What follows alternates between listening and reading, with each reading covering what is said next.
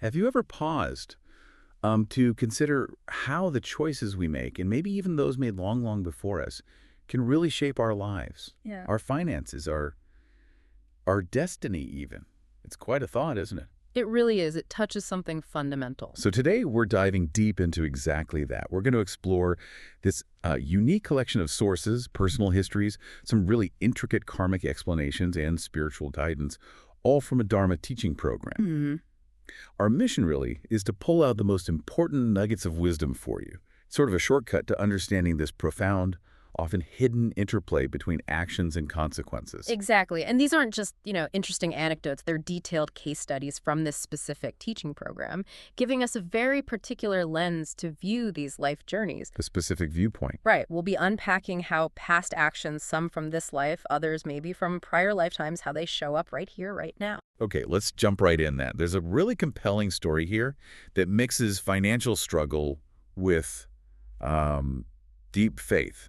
It starts with the journey of this entrepreneur, the father of our listener, actually, from Surin. Mm-hmm. He began as a skilled radio repairman, apparently could fix almost any electrical appliance, eventually got his own store. Yeah, and his early path is quite telling, actually. He met his wife through a friend.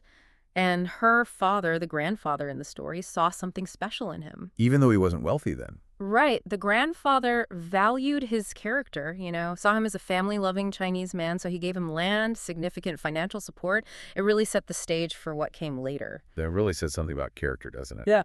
So he then skillfully pivoted, became a construction contractor, and built up considerable wealth. He did. And what's interesting, too, is his deep faith, a strong belief in the venerable Luang Por.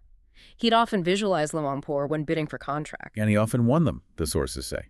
It's this incredible mix of hard work and, well, spiritual conviction. It points to a deep trust in that path. But, the journey took this unexpected, really dramatic turn. In 2544, he won a massive contract, 700 million baht. Huge! Wow. But, and this is the kicker, the bid was way under market rate, like 143 million baht below. Oof. In construction, that sounds almost impossible to manage. It quickly became just that. From 2544 to 2548, material costs just kept rising steadily. An inevitable loss of about 100 million baht was looming. So what did he do? Well, this is what the sources highlight. He knew it was a losing deal, but he chose to fulfill the contract anyway to protect his reputation.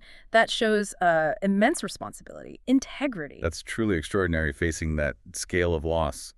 But what the sources reveal next about how we handled the debt, that's really something. Despite this huge financial burden, he stayed remarkably calm. No worry. Yeah, apparently he actively applied a teaching from Luang Por. Do good deeds, pay debts, don't open the door to worry. How do you even cultivate that kind of inner peace when facing such massive loss? Well, the sources really emphasize his unwavering dedication to making merit, even while deep in debt. He and his wife contributed something like 7 million baht to the Dharma from late 2546 up to the present. Even while owing so much. Even then, Yeah. It shows this profound adherence to principle. And his cheerful demeanor, despite everything, is highlighted as a sign of future prosperity. The peace he got from fulfilling his obligation, even at great cost, it suggests true karmic resolution isn't just about the money. It's about integrity itself becoming a merit. Exactly, a powerful new merit, regardless of the immediate financial hit. So, okay, if this man is so principled, so dedicated to merit, why did he face such severe financial hardship in the first place? That's a question lots of us might ask, right? Yeah. When we see good people struggle. Yeah, and the sources offer a past karmic why. It seems in previous lives he engaged in what they call debt avoidance. Debt avoidance. Borrowing money, delaying repayment, maybe exploiting business partners by underpricing aggressively, that kind of thing. These actions, the sources explain, are now kind of catching up. So it illustrates how current financial struggles, or maybe being cheated out of money, could be linked to these older karmic patterns. That's the idea presented. And for someone facing similar issues today, understanding this potential past karma might help them change course now by, focusing on making merit diligently, managing finances carefully, getting family support. And what's really striking is that despite his struggles, his children, including you, our listener, are living comfortably. Do the sources explain that difference? They do, yeah. This comfort is seen as a direct result of the children's own past good karma, specifically from caring for their parents and relatives in past lives. Oh. So the kid's well-being is like a counterpoint to the father's challenges. a different karmic thread in the same family. Kind of, yeah. It's quite fascinating. Okay, so moving on from these pretty stark lessons on financial karma, the sources also highlight other narratives. And there's a really strong recurring theme about the devastating consequences of alcohol. hmm The teachings are quite blunt about it, asking, should alcohol be listed on the stock market or poured down the drain? The answer, looking at these cases, becomes painfully clear. It raises big questions about personal responsibility, the impact of choices. Definitely. We see it very acutely with the fourth uncle. He was apparently a well-liked, responsible school principal in Surin. Good guy. But he had this flaw: habitual drinking alcohol and beer with friends. And his story ends tragically. Very. At just 39, after a drinking session, he crashes his motorbike. But then he's taken to the hospital and there's suspicion of assault, a skull fracture from a hard object. He died 3 days later. Oh, wow. So not just an accident. Potentially not. And the karmic link the sources draw is stark. In a past life, he apparently drank, got into a fight, and later killed his adversary. The sources state that in this life, that same adversary attacked him. Revenge. A direct karmic payback. That's the explanation given. And his afterlife consequence, equally grim. He's said to be in Yamlock, a hell realm, being forced to drink hot molten copper as punishment for the alcohol consumption. Molten copper. Yeah. These stories suggest the karmic entanglement with alcohol is so strong, it can even override other significant past merit, pulling people into these cycles of violence and suffering. The takeaway isn't just about avoiding alcohol, maybe, but recognizing its power to fundamentally mess with your karmic path. It demands real vigilance. That's, yeah, a powerful and chilling illustration. Okay, next up is the fifth uncle. He started out as an excellent, even award-winning principal in Sisaket, known for developing his school. Right, a promising start. But, like the fourth uncle, he became a heavy social drinker, which then turned into full-blown alcoholism. And his personality changed. Drastically, according to the sources. He became aggressive, fought with teachers, community members, even his bosses, attributed directly to alcohol damaging his central nervous system. And this led to something criminal. It did. A road rage incident with someone he had a prior issue with. He shot the man in the chest with a shotgun. Oh my goodness. Charged with attempted murder, sentenced to 12 years, though it was reduced to 5, lost his job, of course, caused terrible financial hardship for his family. And the tragedy didn't end there, did it, after he No. was released? No, sadly. He secretly started drinking again, picked a fight with some local thugs in a restaurant, died at 55 after being brutally beaten with a stick. Just awful. Yeah. What's a karmic insight here? Did he have any past merit? Interestingly, yes. He'd been a monk previously, but his near-death vision, his catanimate, was apparently gloomy because of all the accumulated sins. The sources say he should have gone to Mahanarak, a great hell. But he didn't? No. The merit from his time as a monk supposedly uplifted him, sending him to Yamlock instead, but still facing that same retribution, drinking hot molten copper for the alcohol abuse, with more punishments waiting. Wow. Even past monkhood couldn't entirely erase the alcohol karma. These stories are really tough. Yeah. Then there's the aunt's husband, an uncle-in-law. Right. Described as a family-loving Chinese man, made merit in the traditional ways, but he drank beer as a profession, several bottles every single day. Alcohol was his main companion, it seems. And tragedy struck his family, too. Yes, his wife died of liver cancer. The sources attribute her illness to her past karma of killing animals and selling meat. Okay. He was devastated by her death and just escalated his drinking. Power too, the sources say. His body literally became saturated with alcohol, showing up as blotches on his skin. Physically manifesting. Yeah.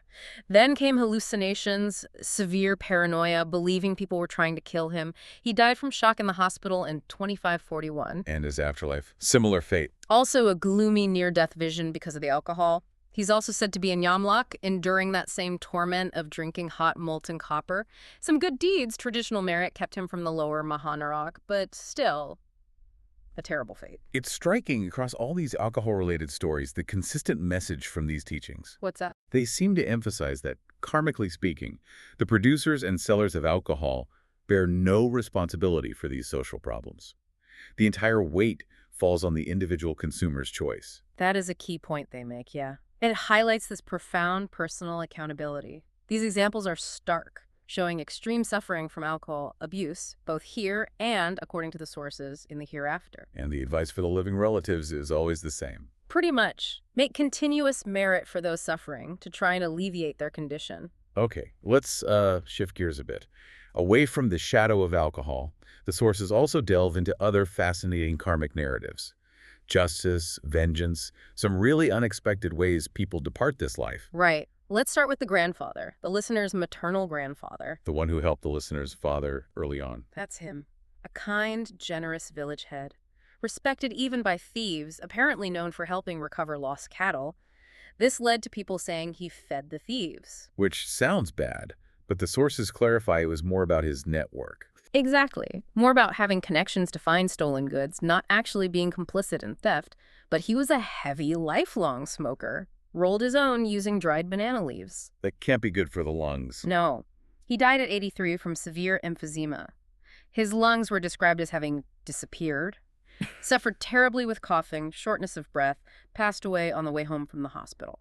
But then there's that strange detail afterwards. 3 days later, his son-in-law dreams. The grandfather said, "I'm not dead, inject medicine." What's that about? The sources explain he was dead, but just disoriented. Couldn't grasp his own passing yet, hence the dream message. Okay, that makes sense. And his karmic destination. He became a Gumphin, which is a type of lower deity in the Jatumaharajika realm, one of the lower heavenly planes. Has a modest golden palace. So not terrible, but not the highest heaven either. Right. A mixed outcome, resulting from his traditional good deeds, but balanced against the negative karma from heavy smoking, drinking like a thug, as the text puts it, and maybe occasionally benefiting from those connections to, let's say, less than honest people. A complex afterlife reflecting a complex life. Exactly. He's assigned duties like a worldly official for 4 months, gets 8 months rest. The sources say he needs more merit sent his way. Fascinating. Now, what about the eldest uncle? A very different story. A good, diligent man, didn't smoke or drink, was even pursuing a PhD in the U.S. Yes, but his death was incredibly shocking. At just 32, he was hit by a 10-wheeler truck while riding his motorbike. A tragic accident, but there was more to it. Much more. Witnesses reported he was still conscious, actually trying to get up after being hit, and then the truck driver intentionally backed up and ran over him again to make sure he was dead, then fled the scene. That's just horrifying. Why would someone do that? Well, the sources provide a very specific and rather chilling karmic explanation, a cycle of vengeance. Vengeance from a past life. Exactly. In a previous life, this uncle was apparently a dignitary. He sentenced a thief to death despite pleas for mercy. That thief was reborn as the truck driver, holding this deep-seated vow of revenge. The sources say the initial collision was accidental, but that powerful karmic debt between them flared up, causing the driver to deliberately kill him in that brutal way. So that act of judgment in a past life led directly to his murder in this one. That's the karmic link presented. It's not just what goes around comes around. It's a profound insight into how relentless these vengeance cycles can be across lifetimes. It really underscores the need to cultivate forgiveness, avoid creating new debts like that. Even when you think you're administering justice, you have to break the pattern. Wow, that's intense. It really shows how intricate and sometimes brutal karma can be. Justice, vengeance, rebirth, weaving these complex patterns.